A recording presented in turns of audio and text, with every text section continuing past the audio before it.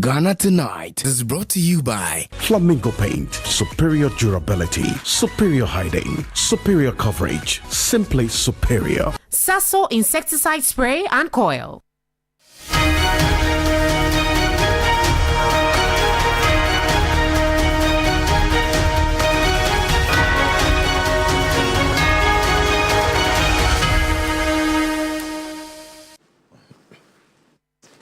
Hello, good evening. Welcome. This is Ghana Tonight. We're live from a news about Desawe Kanda, also live on TV3 Ghana on Facebook and on DSTV channel 279. We're all across the world on 3news.com.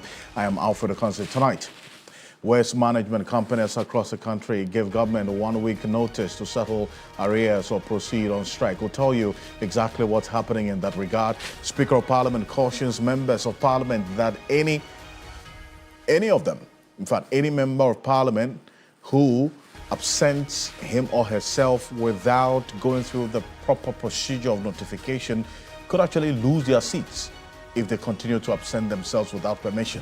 Well, this is not the first time we're hearing this. So what's going to be different this time around beyond the verbal caution and the threats that we've heard the Speaker put out over time? We'll have a conversation on that. The stakeholders at the Constitutional Lecture reignite calls for there's been this conversation back and forth and matters arising right now, the latest in court regarding the Kwabena Eduboahen case. Earlier today, there was a development in court. We'll tell you about it here on Ghana Tonight. So stay with us. Your thoughts and views, comments, as always, are welcome on Ghana Tonight.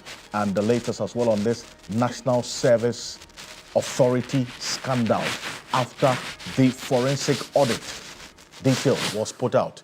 You're an integral part of the conversation. Let's hear from you and connect with us. Let's have a for Ghana Briefs.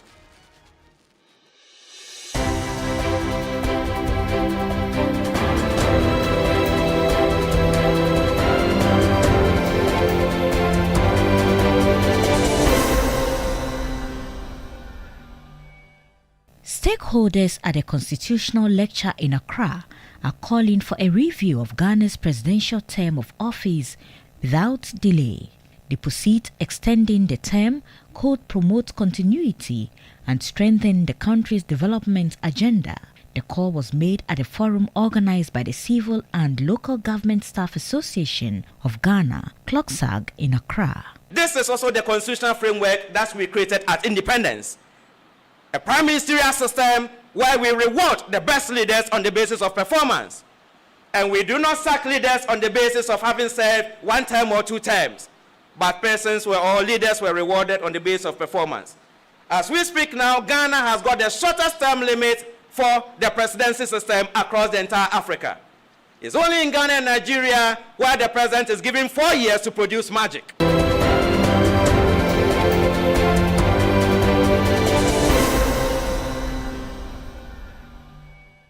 Speaker of Parliament Alban Bagbin has directed the Clerk of Parliament to maintain detailed attendance records of members of Parliament to facilitate disciplinary action against those who are habitually absent without permission.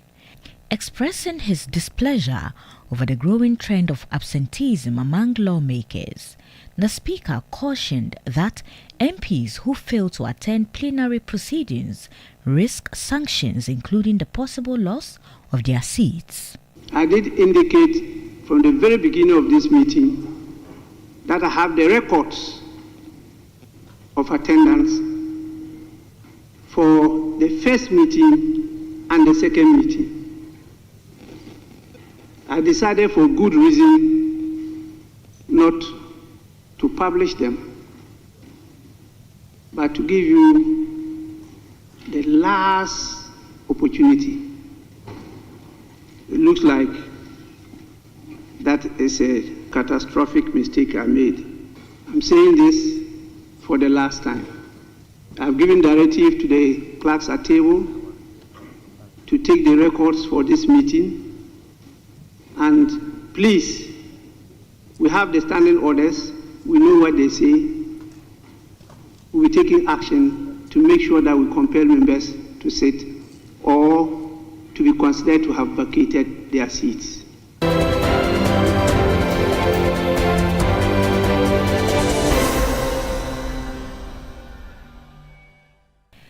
minority in Parliament has defended its motion filed against the vetting of Paul Bafuboni as Chief Justice, indicating that the request will protect the interests of the acting Chief Justice and the integrity of the judicial process. The caucus has demanded that all processes to vet and confirm the acting CJ be halted until all pending legal cases filed by the former Chief Justice are settled.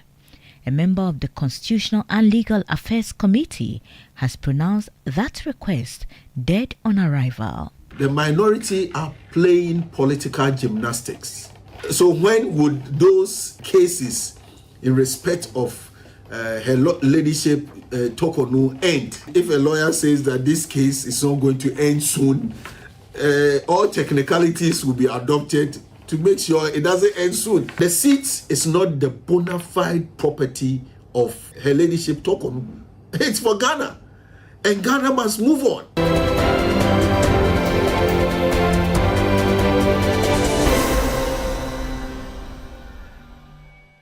Ghana's healthcare data system is undergoing a major overhaul as the Ministry of Health has introduced a new digital platform to replace the $100 million long-troubled Lightwave Health Information Management System.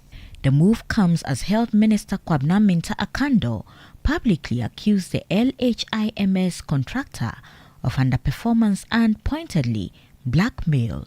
The contract was meant for 3 years and extended for 5 years for 950 facilities, and you have only delivered 450 facilities. Clearly, nobody needs to tell you that the company underperformed. 2 weeks or so, the system has been completely down. If this is not blackmailing, I don't know what it is. The medical records of Ghanaians will never go back to the manual way.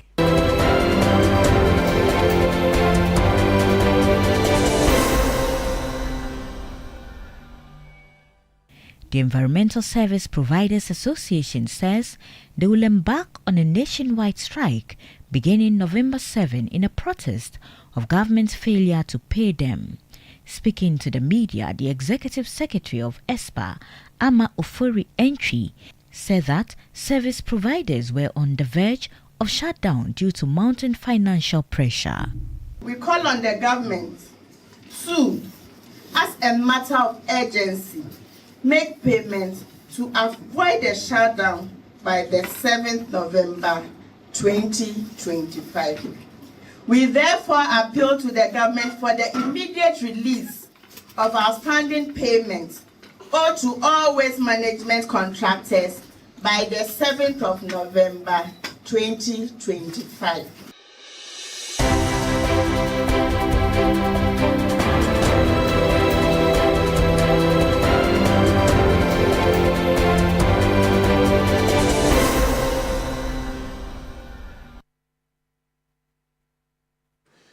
There's more news on 3news.com. Make some time and visit 3news.com. This is Ghana Tonight. We're live on 3FM 92.7, also on TV3 Ghana on Facebook, and on DSTV channel 279. We're all across the world on 3news.com. We're also on 3FM 92.7 for those of you who are on the road right now. So it's probably brought to you by Flamingo Paint, Simply Superior, Sasso Insecticide Spray and Coil, Kum Tum Tum Precom. Coming up next here on Ghana Tonight, the Supreme Court loses out that particular steam of the bid to stop the trial judge in the Eduboahen case. Well, tell us. We'll tell you exactly how this steam was lost as the Supreme Court threw out that challenge brought against this particular process by the lawyers of the former National Signals Bureau, led by Samuel Atachia. They've expressed disappointment over the decision of the Supreme Court regarding an application seeking to stop the trial judge from hearing this criminal case against Kwabena Eduboahen, the former National Signals Bureau boss. Now, the Apex Court unanimously dismissed their application to prohibit the trial judge from further hearing the matter.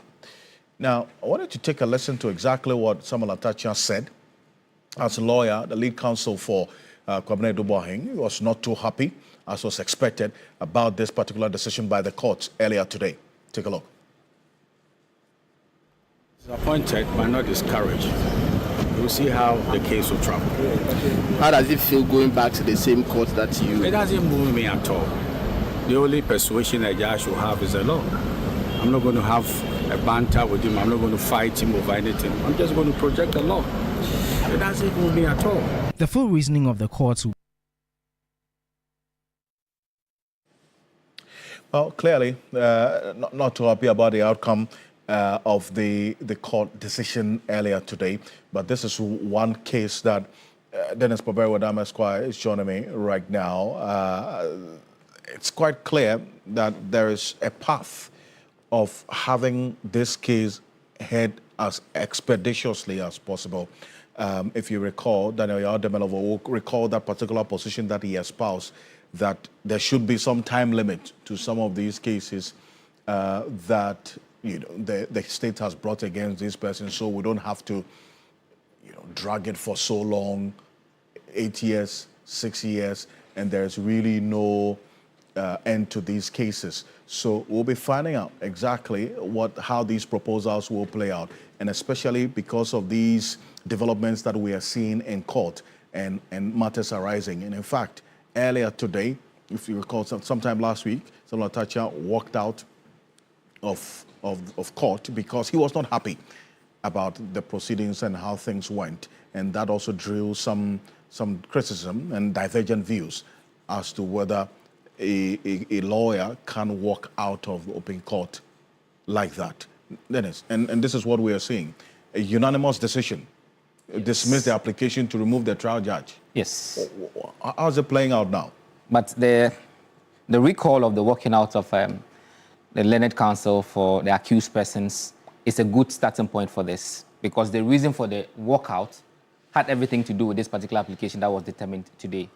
And the context is that when they appeared before that court that very morning, they had filed this application which was pending before the Supreme Court. Mm-hmm. So they had to bring to the attention of the trial judge that they had a pending application which was seeking to restrain him or to prohibit him, so to speak.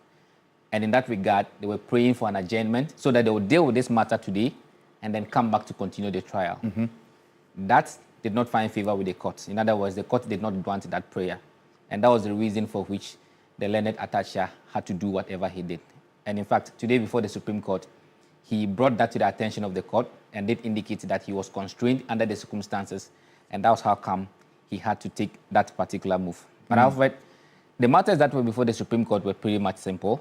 That's having looked at the conduct and some of the utterances that the trial judge had made in this trial so far, the accused persons think that the trial judge is biased, for which reason they were seeking the Supreme Court to restrain, or at least to stop him or take him out of the case from further hearing the case, because they do not think that with him doing the trial, they will get justice.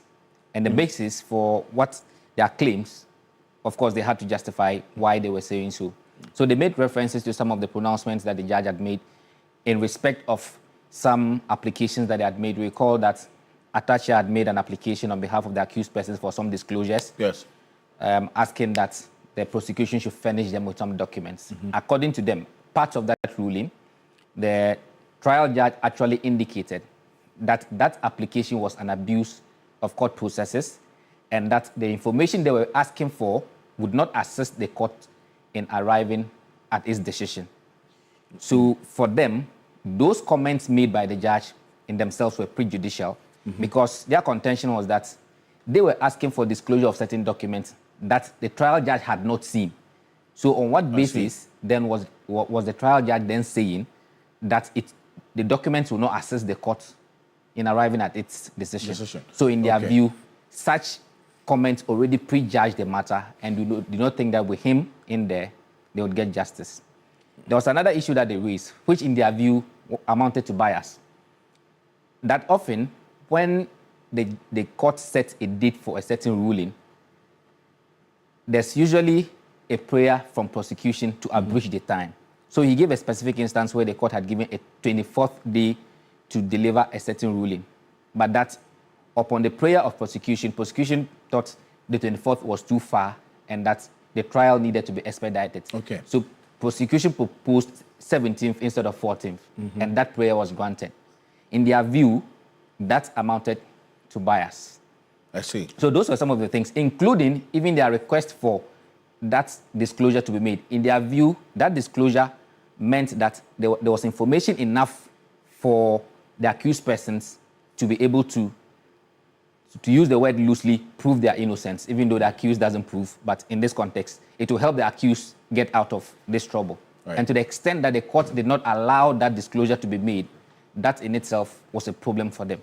So basically, that was the crux of the accused person's case before the Supreme Court, hoping that all of that put together, the trial judge will be prohibited from further hearing the matter. Which the Supreme Court has dismissed. The Supreme Court has dismissed. And of course, that was upon the opposition by the prosecution, which was led by the Deputy Attorney General, Dr. Shrimsai, in that particular regard. I mean, for him, he believed that whatever that was said, in the first instance, to correct the record, that whatever documents that they filed before the courts were not documents that they got in their entirety and decided to remove some of the documents, as the accused person's lawyer sought to portray. He simply made the point that they applied for certain documents because the act alleged to be committed, or the theft alleged to have been committed, happened within a period of time. Right. So they only applied for the documents within that period of time, and then they filed same. So it's not the case that they got all the documents and decided to remove some of them. See. He also makes the case that because the judge made a pronouncement within his jurisdiction, if there was any remedy for the accused persons, it had to be by way of an appeal and not by way of a judicial review or this kind of process. So by and large, on the totality of it, looking at the evidence before the courts, including submissions of counsel, the court came to the conclusion that no, the application did not have any merit. So the trial judge stays? Yes. So what it means is that essentially the trial judge stays. Learned counsel attached here would have to go back to that court and then they'll proceed. So that's how come you hear him say that he's disappointed, but they soldier on regardless. Let's take a listen to him again. It defines the posture and the response to exactly what Dennis you've carefully and expressly elucidated there and in the proceedings in court earlier today. This is Atachia again. Take a look. I'm disappointed but not discouraged. We'll see how the case will travel. How does it feel going back to the same court that you... It doesn't move me at all. The only persuasion a judge should have is the law. I'm not going to have a banter with him. I'm not going to fight him over anything. I'm just going to project the law. It doesn't move me at all. The full... Well, so that's Samuel Atacha there. So they're going back to the court with this same trial judge that they raised some prejudice against. Yes. And when is the next date for this case? Trial continues somewhere next week. What it means is that prosecution will continue to keep its witness in the box because, mind you, where the confusion erupted was the fact that prosecution having put a witness in the box was about tendering in some documents to which the accused person's lawyer Tacha, raised an objection. That's also raised another debate altogether, or an argument, for which the court had to make a determination as to whether the document should be admitted or not admitted. The judge ruled in favor of prosecution that the documents be admitted. So what it essentially means is that when they go back to court, they are going to continue from where they left off. Once the evidence is admitted, they continue with cross-examination. And that's how that's how the case will progress in the coming days. Well, it's one that we'll look at quite closely. And this is not the only one. From the National Signals Bureau case, that's the NSB, let's go to NSA. That's the National Service Authority. This is another case that is also playing out in court in a very interesting way. But this time around, outside of the courts and the documents that have been adduced, we do know a forensic audit by the Auditor General, which has uncovered questionable payments, and that's what's coming up next, made to former Executive Director of the National Signals, that's the National Service Authority, that's NSA, Osea Sibenchi. and his deputy, Gifty Owari Mensah.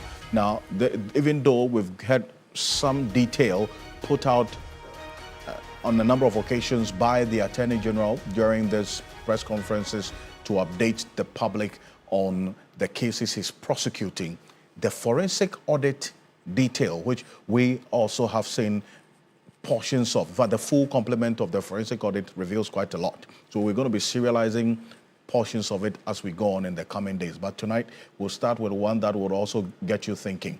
But Dennis, what did we find in this forensic audit? And bear in mind, this forensic audit was conducted by the Auditor General. Yes. The Auditor General had come previously under some flack because questions were asked as to if the Auditor General is conducting audits on all these institutions on a yearly basis. Why did they not uncover this until this point, this time? Alfred, you remember also that when the Attorney General addressed the press or addressed the public in respect of this particular matter and preferring charges against some individuals in the National Service Authority, I mean, those under the previous administration, he did indicate that the initial investigations by Uyoko revealed that the amount involved was some amount around the regions of 500 million Ghana cedis. However, upon a special audit by the Auditor General, a forensic audit at that, the figure now stands at 2.2 billion. True. So this is from that particular report that has the figure in the regions of 2.2 billion. 2 billion, yes. But because these persons are already before the courts, we will deal with them tonight. True. Because some of the revelations coming are rather shocking. So let's begin with the former Director General himself of the National Service Authority, Mr. Esibe Osei. Now, that a payroll review revealed repeated high-value payments. We're going to look at the high-value payments and how they are made. Now, these are some of the findings from that particular report. That Mr. Esibe Osei was registered as a volunteer under the ID. Then they provide the ID. Maybe for purposes of those, yes, it's an ID. So let's just say that he was given a specific ID. He was and he registered as a volunteer on the National Service Scheme. The Director General? Yes. That, though officially posted to Greater Accra, of course, when you are registered as a National Service person, you'll be posted. No, so the Director General was registered as a National Service person? Yes, and posted to Greater Accra. He was supposed to be posted to Greater Accra region. Payroll records falsely placed him at Kumau Farms. He continues to say that he held an e-switch card with the number provided and received 516,000 monthly. He held an e-switch card and received 516,000 monthly. But for what? As a national service? Yes. But that was not what they were paying national service persons. Well, in if this was what was being paid national service persons. Say it was repeated high-value payments, which were suspicious. So ordinarily, they don't conform to what a regular national service person. In fact, imagine a service person being paid this much. This report actually does a breakdown of how much it can pay the regular national service person. 516,000 monthly between 2023 and 2024, and this totals 8,256,000 Ghana cedis. Now, Kumau Farms has 50 volunteers, each paid separately through their own e-switch cards. That there's no record or evidence that Mr. Osei collected or disbursed these funds to others. Right. The monthly amount paid to him equals the allowances of about 721 personnel. So you asked if that was what regular national service was paying. So they are saying this amount that was given to him could actually pay 721 national service personnel. Every month? Yes. That's a 516,000. Precisely. Suggesting serious financial irregularities or possible diversion of the funds. You also recall that as part of the Attorney General's address, he did mention that part of investigations they uncovered or they discovered an e-switch card in the residence of the former Director General. That's so true. this, in a way, so on the face of this forensic audit detail, we could safely say that based on the findings, that this 516,000 a month that the forensic audit revealed was being paid to the National Service Authority Director General actually could have paid the allowance of 721 service personnel every month. Yes. For that length of the period. Precisely. That he was taking that money. Now let's deal with the deputy, or the former deputy. So in her case, while she was also employed as the Deputy Executive Director of the National Service Secretariat, that's being a full-time salaried public officer, she was also enrolled and placed on the National Service payroll as a National Service person. Same template? Same templates. In fact, in this instance, it provides specifics that on the 16th of March 2021. Now, what were the findings? That one, the individual was manually uploaded into the NSS system by one A.J. Robert Ni Laikuma, an NSS officer. Now, why this is curious is because they were dealing with a software. So wherever you see something manually done, then it raises questions. There was also another finding that her PIN was approved by Mustafa Yusuf on the 22nd day of April 2021, though he lacked authority to do so, as he had become Minister for Youth and Sports and not an NSS official. So Mustafa Yusuf was a former Director General? The one before Mr. Osei. Osei.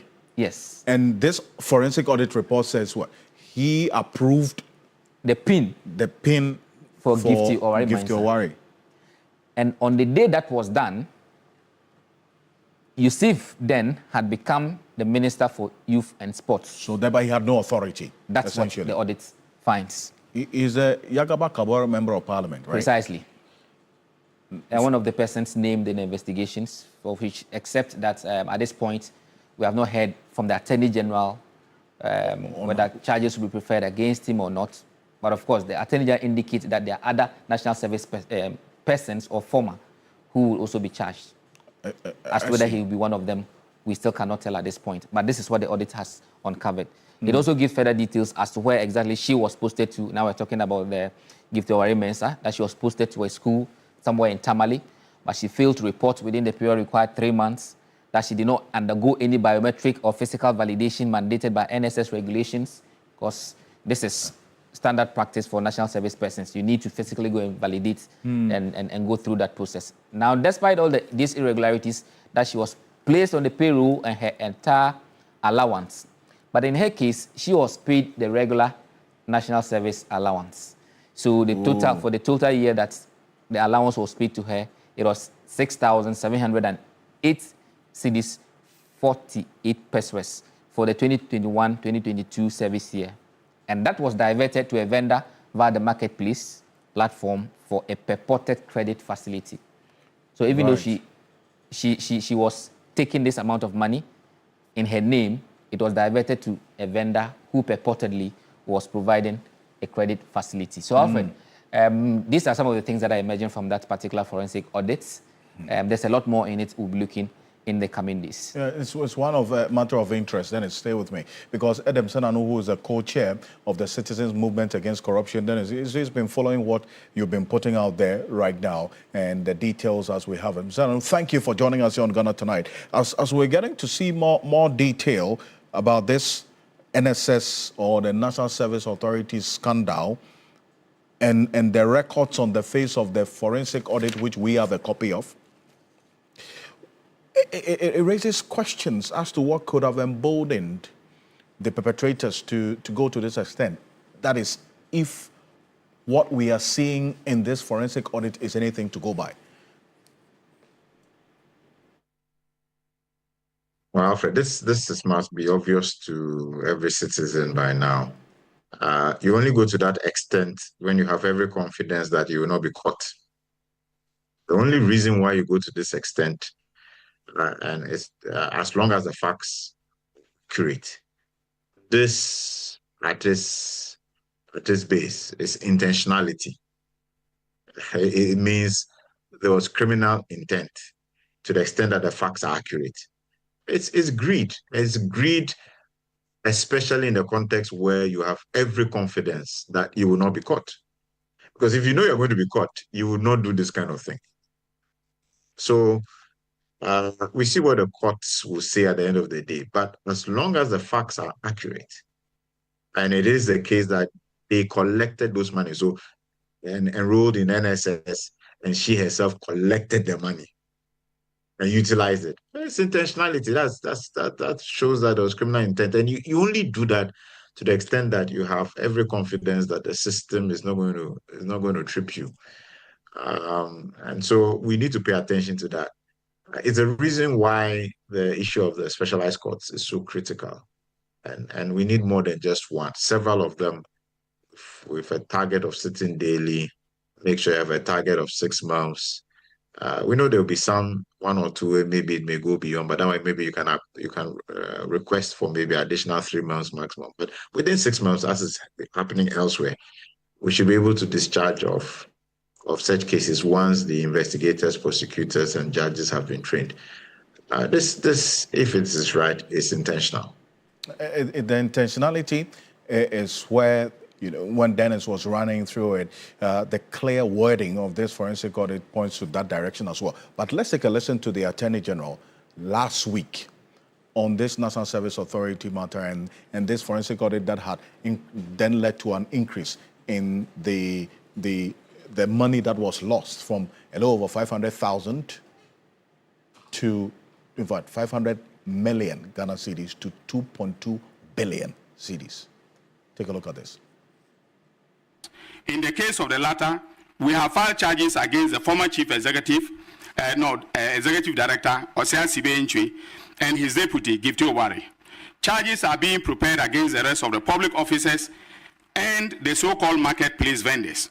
In all, we intend to file about 10 cases in the NSA scandal and will use some of the public officers and vendors as prosecution witnesses. Now, this is a strategy that is working very well for us, and we intend to continue to use that strategy.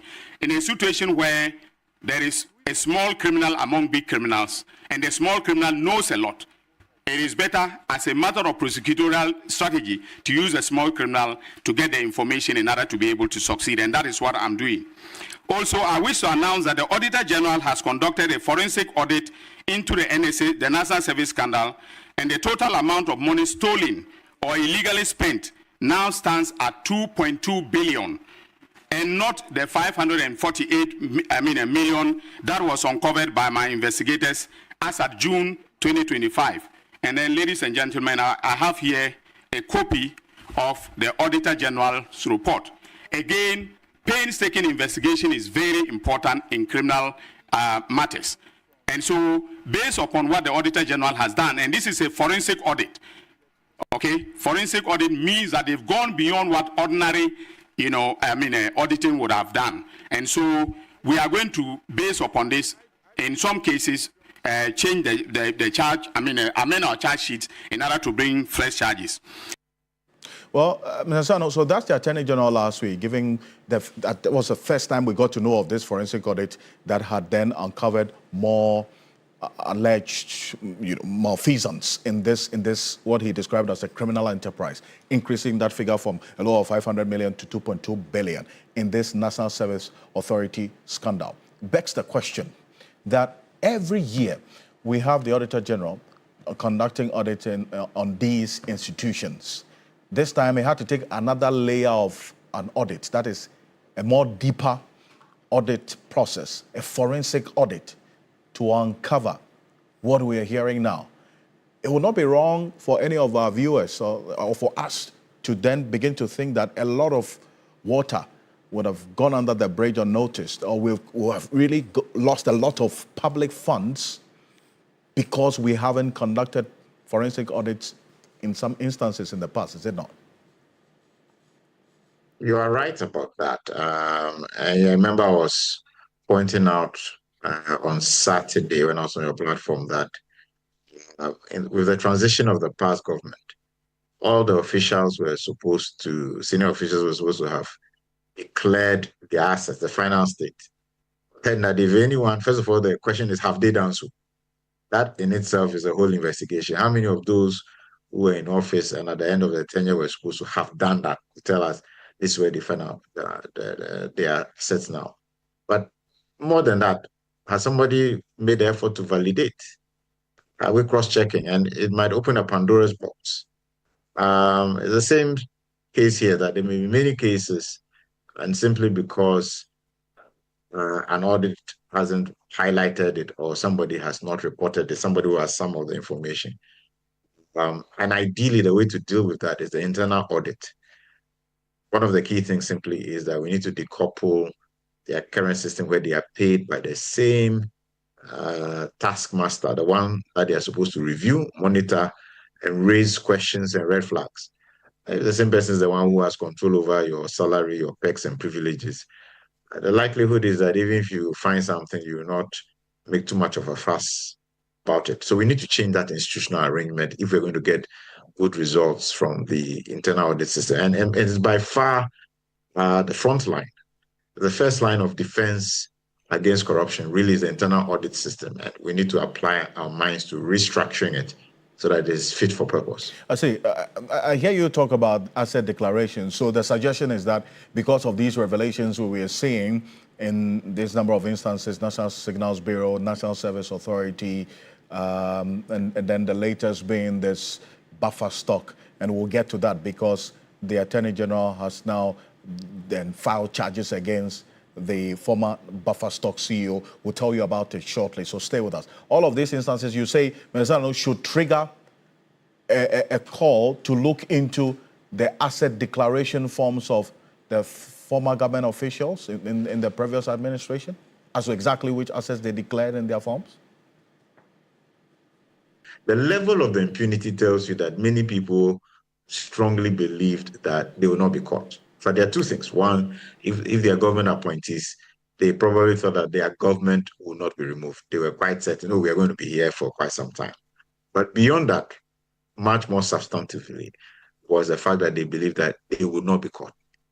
Because you don't add yourself to lists like that. You don't do those kind of obvious, in the public glare actions if you believe that somebody can hold you accountable. And to that extent, the likelihood is that there are many more such instances that have transpired. And only time will tell. But I think a much more fundamental is between the external audits done, the internal audit systems must be strengthened to work. And it should be said that the internal auditors don't feel obligated, or what's the word? They don't feel like they have a certain allegiance, or they are, incapable of raising issues because their lives and livelihoods and sustainability depend on the person who they are supposed to be, auditing. So we need to change that system if we're going to get better results out of what we have put in place. And Mr. I appreciate you for this, and the system's better results beyond the prosecutions and the recovery. It is the systemic overhaul. That should also be another point of the conversation. Adam Sanano is the co-chair of the Citizens Movement Against Corruption, joining us here on Ghana Tonight. I told you that we'll get into this buffer stock, the latest coming through from the Attorney General on that. But when we were going through Gifty Owari Mensah's the findings of this audit report, the forensic audit, she was posted to a school in Tamale, in the northern region, where Kobli Mahagu, Sobria. So one of our viewers apparently lives in the community, sent us a picture of the school, just to confirm that it's indeed a school that exists, because the name of the school was quite a huge one. But this is it. This is what we just got. Take a look at this. This is the school that. All right. So this is Islamic Primary. This is the school she was supposed to have gone to serve as a national service person, right? Kobli Mahagu Sobria Primary School. That's interesting. This is it. Yes. But there's no record that she reported there. No. At least per the Auditor General's report on this. But she was the Deputy Director General, by the way, at the time. Yeah. So, anyway. But there's a lot more in this forensic report. Because there are other individuals who have actually been named in that particular report. But like I mentioned earlier, because these persons are already before the courts in respect of matters relating to this, it's only appropriate that we begin from here. But in the coming days, we'll look at the detail in respect of other persons as well. Perfect. Let's stay a bit further with the Attorney General. And coming up next, this time we are looking into the latest on this food buffer stock, the National Food Buffer Stock Company, former CEO, and the charges that the Attorney General has preferred against him. We received an official copy of what the Attorney General did earlier today, and that's what we want to show to you. Dennis, what do we know about this? Yeah, What's so the latest we're on actually this? expecting this last week Friday because the Attorney General had indicated that he was ready to file the charges on Friday. Unfortunately, that couldn't happen, but the charges were officially filed yesterday. Now we know who exactly the accused persons are. 5 accused persons in all, 25 charges against them. I mean, from stealing simpliciter to money laundering, use of public office for profit, and the like. So we now know that Hanan Abdul Wahab is the first accused person in that. His wife, the second accused person, who is Faiza Seidu Wuni. There's Richard Samasanti, who is at large, the third accused person. We have the Aludiba Foundation, an artificial person, the fourth accused person, and Energy Partners, also an artificial person, who is the fifth accused person. What we do not know is when exactly these persons are going to be put before the courts. But I mean, we still are in the week. Today is a Wednesday. We have a Thursday and a Friday. It does appear that Attorney General likes to, he likes Fridays. Yeah, to end the week. To end the week. But we're looking forward to how things are going to pan out. But what are the counts, as we do know it? Well, so the charges, essentially. Like I mentioned, generally, they relate to matters of stealing simpliciter, matters of money laundering, because you recall that's when the Attorney General was addressing the press conference, he did mention how the money was moved from one account to the other and how it's been used to acquire real estates and the like. So in respect of that, you find matters of money laundering, also the use of public office for profit and, offenses in that respect. In all, there are 25. But obviously, we cannot go through all the 25 here. But that's the summary of it. The 25 counts. Yes. I see. But count 1 is interesting. Stealing, contrary to Section 1241 of the Criminal Offences Act 1960 at 29. And the particulars of offence. And let's look at this. Hanan Abdul Wahab Aludiba. So the Aludiba Foundation. Yes, coming from his name. Is his name. That's just be put on that foundation. So Hanan Abdul Wahab Aludiba, 39 years old. That you, between February 2017 and February 2025, in the Greater Accra region, and within the jurisdiction of the court, did, while purporting to make payments from the funds of the National Food and Buffer Stock Company to James Tieku Apau, trading under the name and style of Sortina Enterprise. Sortina wasn't mentioned in there, right? It was. But at least based on this. So this is it. When you look at the brief facts, you will understand that, and this is something that Attorney General has been speaking about, and he actually did confirm that it's working for him. You see James Tieku Apau with a Sortina Enterprise. He's actually one person whose company, the Sortina Enterprise, received a chunk of the money, in fact, almost all the money, and was then transferring it to accounts that are linked to Abdul Wahab and the wife. Right. Now, in this particular situation, the Attorney General says he is going to be used as a prosecution witness. This gentleman? Yes. I see.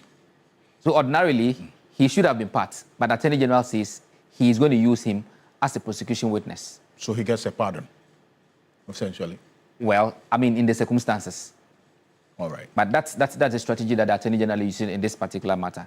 And when you look at the brief facts, which is down there, you see all of those things. It's quite a lengthy... It's a 16-page one. Yes. So the full complement of it is on 3news.com. Precisely. We've made that available for you, our viewers, to go take a look. As we keep saying, every document that we get, after we put it out exclusively, we'll also make it available to you so that you, our viewers, will get to follow every step of the way. What we talk about here is publicly verifiable, so you can also follow every step of the way. But then we're also getting some information from the Office of the Special Prosecutor. Tomorrow, he's expected to address the press, but we'll tell you something right after this quick break from the Office of Special Prosecutor. So stay with us. This is Ghana Tonight. We'll be back shortly.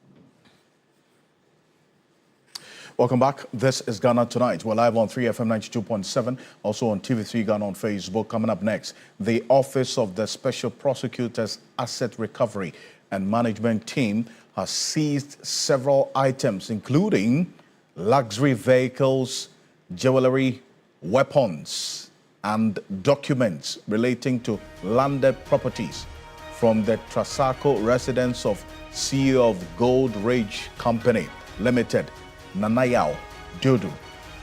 Just for the benefit of those who know him with his alias, know him as Dr. Sledge. Now, the OSP seized the items, including weapons and these luxury vehicles and landed property documents, after a search was conducted at his residence earlier today. Yes. Now, we have some information on this. Dennis Pabewadam is staying with me a bit longer today for good reason. What do we know from the OSP on this matter? Well, so the OSP is giving us an update on some investigations that he's doing. He says that Sledge is under investigation in respect of some matters, which he clearly details. That as part of the investigation, the Office of the Special Prosecutor today conducted a search at the Trasaco residence. His official name, Nanaya Ododu, known as Dr. Sledge, East Legon offices.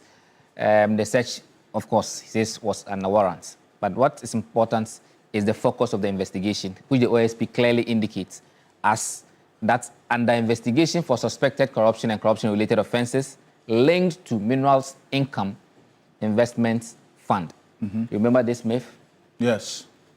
MIF, yes. Yes, it has everything to do with the sky training. Absolutely. So yes. This myth it's more like an octopus. It has its legs in many areas, including this one, no? So the investigation basically is on MIF, the gold trading. This specifically has to do with the gold trade program, which allegedly caused a loss of some $94 million US. Look at the figure involved. 94 million. 94 million US dollars to the states. So the OSP Asset Recovery and Management Team seized several items, including, you've already mentioned all those, luxury vehicles, jewelry, weapons, documents relating to landed property. So that's what we are learning. But Alfred, this is not the first time we are hearing the name Dr. Sledge in public conversation like this. Yeah. I mean, until recently, only people who operated in a certain industry knew the man Dr. Sledge. True. But for some reason, the Attorney General mentioned him within a context when he was responding to some allegations made against him as Attorney General. Let's take a listen to the Attorney General make those comments sometime a few months ago. I am reliably informed that his basis of saying that I am corrupt and a thief is that I took campaign contribution from a businessman at East Legon known as Dr. Sledge, and that he also knows the people who donated pickups for my campaign. Now, ladies and gentlemen, if receiving donations for your campaign or getting a pickup for a campaign is thievery or corruption, then there are 276 thieves in Parliament, including the person who was making the allegation himself. But let him be warned that in my hometown of Zorungu, we do not fear mud being thrown at us. On the contrary, we walk into the mud to deal with the person doing the mud slinging. And I am prepared to walk into the mud with A+. Because what I have about him and the National Service scandal, he should come and tell you, I'm challenging him. So that's the Attorney General. He was responding directly to A+. Yes. So A+ had made allegations against him, calling him names. We can't repeat here. So the question was put to the Attorney General to respond, and that was how come he mentioned the name Dr. Sledge as being a businessman from whom some donations were taken for party campaign and all that. So it creates a sense, or at least it gives a fair idea of who this person we are talking about is in the line of politics and business and all that. But of course, Alfred, the OSP is telling us that tomorrow he will give a full update, as he had assured us last week. Yes. 2 things to get an update on: that he has completed the investigations on the SML, and the SML, scandal in so many ways relates to the former finance minister, Ken Ofori-Atta. He also says that he's going to give an update on the packet for extradition of Ken Ofori-Atta, which he had indicated that by close of last week, he was expected to have given the whole docket to the Attorney General to facilitate the extradition process, which many Ghanaians are looking forward to. So indeed, tomorrow, the OSP says at 2:30 p.m., he will give an address to the state, and we will be there to cover all of that. Certainly, and this is the notice that the office put out earlier today on this matter. So this is what we received, and take a look at this. This is the detail that Dennis, you just ran through, is captured in that official notification of this said press conference by the Office of the Special Prosecutor. Updates on completion of investigation into Strategic Mobilization Ghana Limited. And that's one of the subjects of investigation on Ken Ofori-Atta, is it not? SML. Precisely. The extradition packet. Yes. On former Finance Minister Ken Ofori-Atta. So we'll get to know the update. And this matter is actually breeding some friction between the OSP and the Attorney General office. Attorney General doesn't seem happy at the pace of the work. OSP says that I have to take my time to tighten the loose ends and everything will be done. It looks like we are ready for that particular one. But we look forward to see what the OSP will say tomorrow in respect of that. And so there's a lot to chew on and make a date tomorrow. We trust that will definitely give you extensive detail, comprehensive analysis of what the special prosecutor will say at this press conference beyond what you're going to be hearing anywhere else. So stay with us. And as always, make a date tomorrow at 10 p.m. on Ghana Tonight. On behalf of the rest of the team, we do appreciate your company. I am Alfred Ocansey. Have a good night. Ghana Tonight.